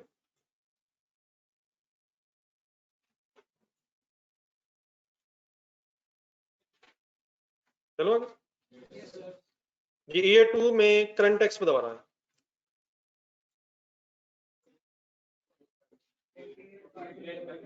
What is accounting profit? What is taxable profit? We have earned accounting profit. We have earned accounting profit of 1 lakh, taxable profit 95,000. Difference of profits is calculated दोबारा उठाना है 5,000 into 30% क्या बना? क्या ये टैक्स 1500 का फ्यूचर में एक्स्ट्रा देना है? एक्स्ट्रा देने से डबल एंट्री बताइए 1500 की। बात समझेंगे या दोबारा लिखूं? आए फिर लिखें। एक्सट्रैक्ट में सेम डबल एंट्री फिर रिपीट होगी, लेकिन कितने से? 1500 से। और टोटल हो गया 30,000।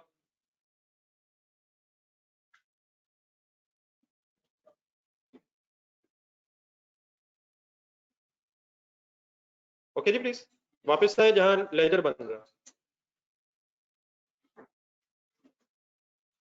Any brought down sir? Second year brought down 4500। Second year की entry expense debit liability credit, तो एंट्री 1500 से हुई है, लेकिन स्टेटमेंट ऑफ फाइनेंशियल पोजीशन में अब 1500 ही आएगा। क्या लायबिलिटी एक्यूमुलेट हो गई है? किस साल का कम टैक्स इकट्ठा हो गया? ईयर 1 में कितना कम टैक्स दिया था? 2 में तो income statement for the year है 4500 1500 आपको डिवाइड होकर नजर आ रहा है, लेकिन 2 साल बाद आपकी क्यूमुलेटेड लायबिलिटी कितनी हो गई है? 6000। करंट टैक्स की वर्किंग में जाए जरा। पहले 2 सालों में टोटल अकाउंटिंग प्रॉफिट कितने से ज्यादा हो गए? पहले साल कितना ज्यादा था? दूसरे साल टोटल कितना ज्यादा हो गया अकाउंटिंग? क्या टोटल 20 में आप टैक्स नहीं दिया तो फ्यूचर में देना है, तो 20,000 को 30% मल्टीप्लाई करें, लेकिन वो 2 सालों की कंबाइंड फिगर है। ठीक है, डन सर। अब ये जो 6000 है, क्या नेक्स्ट ईयर ब्रॉड डाउन बनेगा सर? आ जाए ब्रॉड डाउन बना के वापस आ जाए।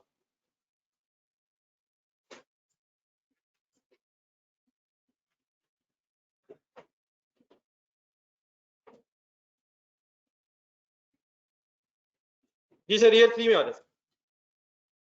अब सिचुएशन उलट होने लगी है, तो ऐसी कोई गलत तरफ कंक्लूजन अपनी ड्रॉ ना करें, पता आपको चल गया हुआ है, लेकिन सही पूरी बात समझिएगा जरा।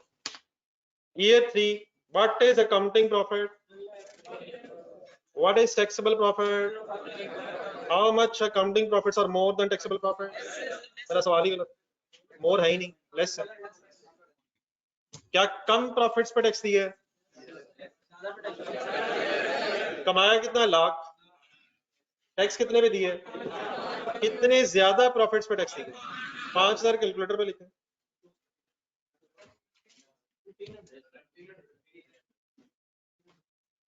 $5,000 मल्टीप्लाई 30%, 1500 से हमारा टैक्स एक्सपेंस बढ़ रहा है। अब सर इधर ये बात जरा सही तरह अंडरस्टैंड कीजिएगा जरा। ईयर 3 में आ जाए, करंट जहां सॉरी एक्सट्रैक्ट्स बन रहे हैं। हमने 31,500 का एक करंट टैक्स का एक्सपेंस रिकॉर्ड किया हुआ, इसकी जरा डबल एंट्री बोल देना। 31,500 expense, current tax expense debit payable credit. हम गवर्नमेंट को इस साल 31,500 देंगे,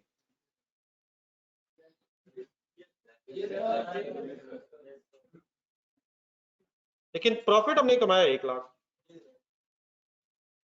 क्या अकाउंटिंग पॉइंट ऑफ व्यू से अभी भी एक्सपेंस 30,000 ही होना चाहिए? एक्सपेंस 30,000 ही होना चाहिए। क्यों? लाख प्रॉफिट है, 30% रेट है, तो एक्सपेंस 30 होना चाहिए। लेकिन ऊपर करंट टैक्स में नजर कितना आ रहा है? 31,500 में जो 1500 है, क्या हम इसे अक्रूवल बेसिस पे पिछले सालों में रिकॉर्ड कर नहीं चुके? तो हमारे मुताबिक एक्सपेंस होना चाहिए 30, लेकिन करंट टैक्स में नजर कितना आ रहा है? 31,500। क्या अकाउंटिंग पॉइंट ऑफ व्यू से ये एक्सपेंस जरा ज्यादा नजर आ रहा है? इसको काट के ठीक कर लेते हैं। काट के क्यों नहीं? टैक्स पॉइंट ऑफ व्यू से यही है। कितना? काउंटिंग पॉइंट ऑफ व्यू से कितना है? इसकी एडजस्टमेंट जरूर होनी चाहिए, लेकिन ये काटने वाली बात नहीं कि उसे काट के 30 करना। टैक्स पॉइंट ऑफ व्यू से 31,500 ही बनता है इस साल, लेकिन अकाउंटिंग पॉइंट ऑफ व्यू से कितना बनता? 30,000। तो 1,500 ये एक्सपेंस ज्यादा रिकॉर्ड हुआ। तो क्या इस एक्सपेंस को रिड्यूस करना है? सर जी रिड्यूस करने से पहले साल की जरा डेफर्ड टैक्स एक्सपेंस वाली एंट्री ढूंढने दो, ये जो पहले साल आपने लिखी है और सामने रख के जरा एंट्री बोलने जरा क्या है। अब ये सिचुएशन रिवर्स हो रही, उलट हो रही है। क्या लायबिलिटी कम हो रही है? और कैसे कम हो रही है? जरा बॉर्डर देखें, ये डेफिनेटली एक्सपेंस है, ये इनकम स्टेटमेंट है। क्या यहाँ अब मुझे 1,500 एक पॉजिटिव फिगर लिखनी पड़ेगी? ये ब्रैकेट से बड़ी इंपॉर्टेंट हुई नहीं। ब्रैकेट का यार क्या फर्क पड़ता है? क्या हो ब्रैकेट कब लगाई है मैंने? पिछली सारी ब्रैकेट्स कब लगी जब एक्सपेंस डेबिट हुआ है। तो क्या अब एक्सपेंस डेबिट होना है या क्रेडिट होना है? एक्सपेंस एक्सपेंस आप दूसरे निकल गए। डबल एंट्री में पूरी करता हूँ। एक्सपेंस डेबिट होना है क्रेडिट होना है? तो पूरी डबल एंट्री फिर क्या बनी? Deferred tax liability debit and deferred tax expense debit. देखिए ये थोड़ी सी जगह बनाएगा लिखो।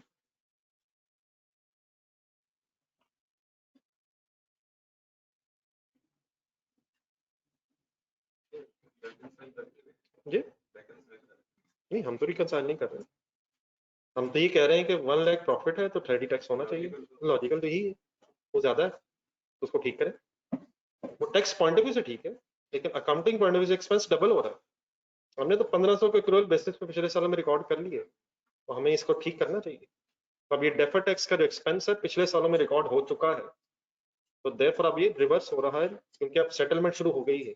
ये हमारी लायबिलिटी बन गई थी, लेकिन क्या उसमें से 1,500 की अब लायबिलिटी सेटल हो रही है? तो अब हमें अकॉर्डिंगली अपने फाइनेंशियल इफेक्ट्स को चेंज करना चाहिए सर। मीन्स उसे अब हमारी स्टेटमेंट ऑफ फाइनेंशियल पोजीशन में लायबिलिटी बस कितनी आनी चाहिए? 4,500, वो भी लेजर फाइनल करते हैं। तो जैसे जैसे लायबिलिटी सेटल हो रही है, तो अकॉर्डिंगली फिर लायबिलिटी रिड्यूस भी होनी चाहिए। बढ़ गई थी 2 सालों में, लेकिन अब सेटलमेंट अगर उसकी होगी तो रिमेनिंग अमाउंट आनी चाहिए ना स्टेटमेंट ऑफ फाइनेंशियल पोजीशन। क्या लागत बनाने की जरूरत बन गई सर। हाँ बस ठीक हो गया, लग शूट कर रहा होगा। अगर ब्रैकेट लगी होगी तो क्या हमें पता चल जाए करेगा ये एक्सपेंस डेबिट हो रहा है, और अगर कभी क्रेडिट हो रहा होगा तो सामने लिख दो।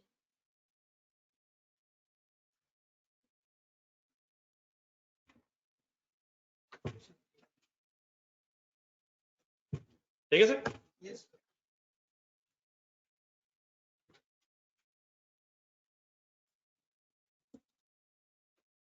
नोटेड है। अब यहाँ पर एक कंफ्यूजन क्रिएट हो जाती है समटाइम्स, तो वो कोशिश करते हैं ये खत्म हो जाए। 31,500 करंट टैक्स की एंट्री दोबारा बोला।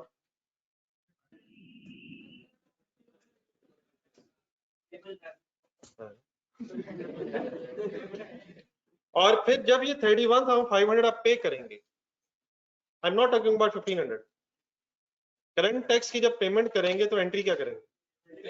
पेबल डेबिट कैश क्रेडिट कितने से? 31,500 जब आप पे करेंगे तो उसमें कुछ पुराना भी पे हो जाए, तो फिर डेफर्ड टैक्स लायबिलिटी के साथ वो दोबारा कैश क्रेडिट नहीं होना। ये कैश 1,500 का कब पे हो जाएगा? जब आप करंट टैक्स की पेमेंट करेंगे। उससे क्या होगा कि हमारी जो डेफर्ड टैक्स के नाम से लायबिलिटी बन गई थी वो भी कम हो।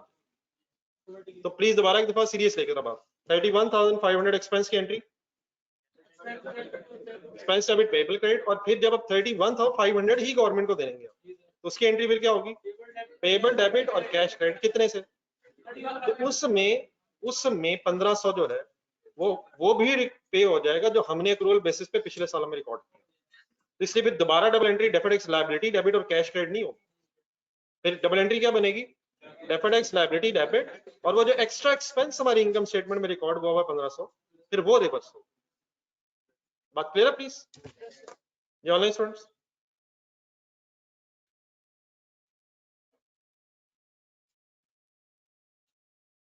बता दो एक आधी। थैंक जी ये लेजर फाइनल करें नीचे आके।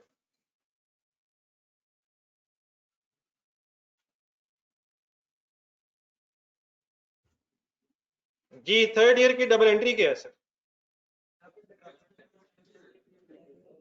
तो उसकी पोस्टिंग करवाएं जी।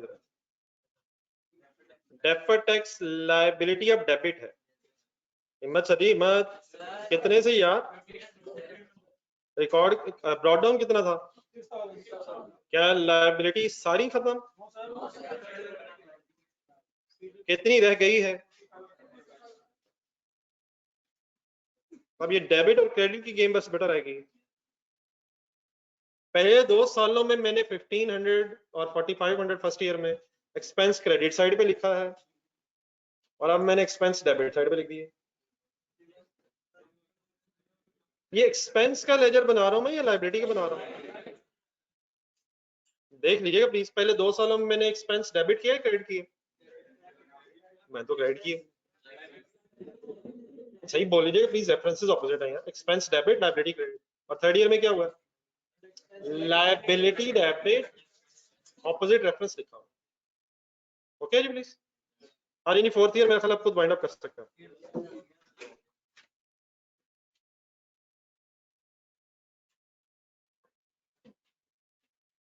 जी ठीक है हसन अली साहब, तो बेटा कंपाउंड एंट्रीज रहने दें, अलग अलग ही रखें सर। जी लास्ट ईयर सर, क्या कुछ एक्स्ट्रा एक्सपेंस पे हुआ है? कितना? सेम डबल एंट्री जो थर्ड ईयर में हुई है, किस अमाउंट से रिपीट हो जाएगी?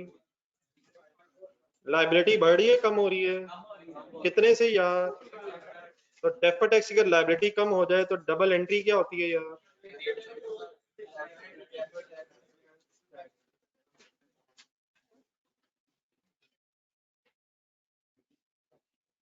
इसका मतलब ये हुआ कि हर सवाल में फाइनली प्रॉफिट आफ्टर टैक्स 70,000 आया करे।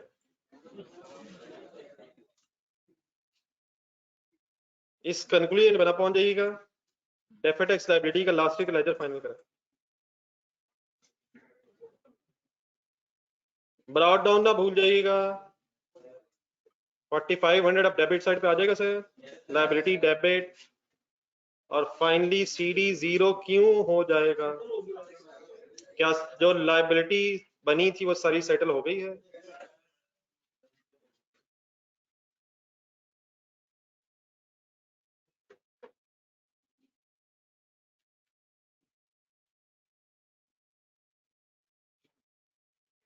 ये नहीं कंफ्यूज है? उठते उठते समरी ऑफ एंट्रीज, दो एंट्री सर आज हमने डेफर्ड टैक्स की सीखी। जब भी कभी डेफर्ड टैक्स लायबिलिटी बढ़ेगी तो आप क्या डबल एंट्री करें, किया करेंगे? Expense debit liability credit. If deferred tax liability is increase, वैसे किसी को ये पता है इंक्रीज कब हुआ करेगी? कंसंट्रेट करें, पता आपको? क्या इस साल कम टैक्स दिया होगा या ज्यादा? अगर हमने कम टैक्स दिया होगा तो डेफर्ड टैक्स लायबिलिटी बढ़ जाएगी, और जब वो कम टैक्स फ्यूचर में इंशाल्लाह दे देंगे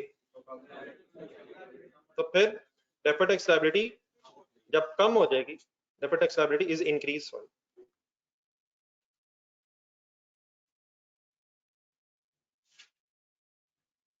और if deferred tax liability is decreased,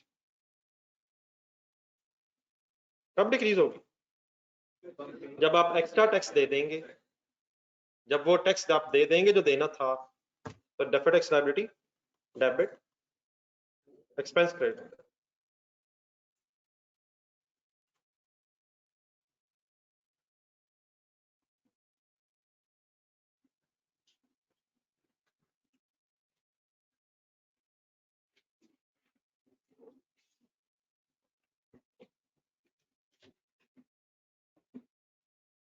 चलिए इंशाल्लाह कल डिस्कशन यहीं से स्टार्ट करेंगे।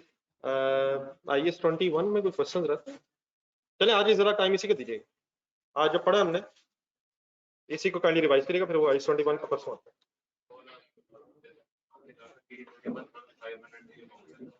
कल पे दोबारा डिस्कस कर लेते हैं, अब एक नजर रिवाइज करते हैं। बुक्स मेरा ख्याल है नीचे कौन सा रूम है, उसका नंबर है ये जो नीचे लैब का रूम नहीं, लैब है जहाँ ग्राउंड फ्लोर पे, उससे आगे जाएंगे तो राइट साइड पे एक रूम आएगा। किससे पूछ रहे नीचे आगे? हाँ जिस तरह वजू वाली, लेकिन उससे पीछे ही है। बुक्स आज लेके जाएगा, हाँ जहाँ PCSE का शायद होता है। अल्लाह, बुक्स लेके जाइएगा यार।